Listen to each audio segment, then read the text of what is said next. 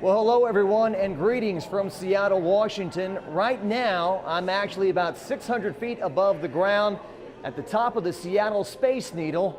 Let me tell you, this city is totally enamored with the Seahawks, just like New Orleans is with the Saints as they meet on Saturday. The winner going to the NFC Championship game, of course, in early December when the two teams played. The Seahawks rolled the Saints by the final of 34-7. I found some Seahawks fans here and some Saints fans who are gearing up for the big game. Who's going to win? Saints. Go Saints! Who dat? The Saints are a darn good team or they wouldn't be this far, so we're not taking them lightly. All right, well, explain the dynamic here. You're a Seahawks fan and she's a Saints fan? Yeah, she's a big-time Saints fan, yeah. And I mean, my dad is from Yakima, so yeah, we watch all the Seahawks games. We are always watching American football on ESPN at home in Germany, so I love the Saints and I love Drew Brees and Jimmy Graham, so I love the colors, so yeah. So you became a Saints fan watching television in Germany? Yes. And we've got much more coming up during our 6 o'clock newscast tonight, including how the Saints will deal with the 12th man here in Seattle. When the Saints visited here in early December, the crowd noise reached 136 decibels. That is a Guinness Book World Record. In the Superdome earlier this year, when the Saints were trying to establish a record, it was only about 122. So the Saints will have their work cut out for them on Saturday, not only dealing with the Seahawks and the crowd noise, but also the weather. It's expected to rain, and the winds could gust over 20 miles an hour. Reporting from the Pacific Northwest, I'm Jacques Dusek, WAFB 9 Sports. On the West Coast, you can sleep in and still have a decent jump on the day. The WAFB deadlines haven't changed back home, however, so let's get cracking. A view of the Space Needle outside the hotel window is a pleasant sight.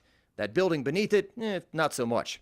A look at the local publications here tells us the Seahawks and Saturday's contest against the Saints are basically the only game in town. The Seattle Weekly says, the Seahawks effect. How this team is changing our city and lives. A little dramatic, but Saints fans probably speak just as strongly about their team. The sun apparently is now up. I use that term loosely in Seattle because, like life on other planets and Bigfoot, I'm still not sure it exists. Oh yeah, it's gray and dark and rains all the time. That's what we tell everyone so they don't move here, but that didn't stop them. You'll notice, though, that a lot of Seattleites don't use umbrellas. If you have an umbrella, then you're a tourist. But although it's dark and gray, Seattle fans, according to the Seahawk frenzy level, are bright and optimistic. That breeze down there tomorrow is not going to do as well as this breeze up here on the top of the Space Needle. If you know what I mean, just saying. Coming up in sports, we'll talk more about the 12th man here in Seattle and how the Saints will deal with it. Reporting from the Pacific Northwest, I'm Jacques Dusek, WAFB 9 Sports.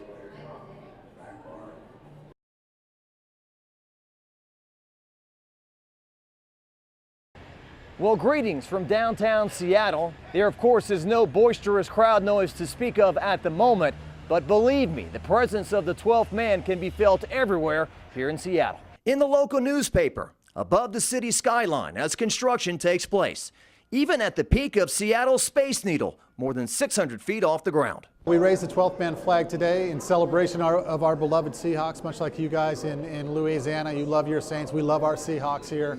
We're no different. It's a major source of civic pride. The reputation has clearly been earned, not given to the Seahawks. Clearly the loudest stadium in the NFL. I don't think there's any doubt to that. Even just going down to the field and doing walkthroughs, you hear a tremendous echo on that field. I mean, that stadium's really built to reverberate sound, and that's what happens, so it makes it hard to hear. We've experienced it a handful of times now, and you know, you just try to simulate it as best you can. They registered an earthquake, and it wasn't because the fans were yelling when Beast Mode had that run against New Orleans a couple years ago. It was because of all the stomping. It registered an earthquake. How do you shut these people up?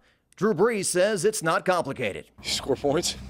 Is that easy? You think that would take them out, seriously? You make plays, you score points, you get enough of a lead. Yeah, that's how you take the crowd out of the game. And I had a chance to speak to Louisiana native Brandon Stokely, who played wide receiver for the Seahawks during that huge upset of the Saints in the playoffs 3 years ago. He says, yes, Seattle is the loudest outdoor venue in the NFL, says the Superdome is the loudest indoor venue, but says Seattle, it's a little bit overhyped. It's taken on a life of its own to an extent. He believes an offense like the Saints, with quarterback Drew Brees and some of his parts that have played together for so many years, it shouldn't affect the black and gold as much as other teams that come here. Reporting from Seattle, Jacques Doucet, WAFB 9 Sports.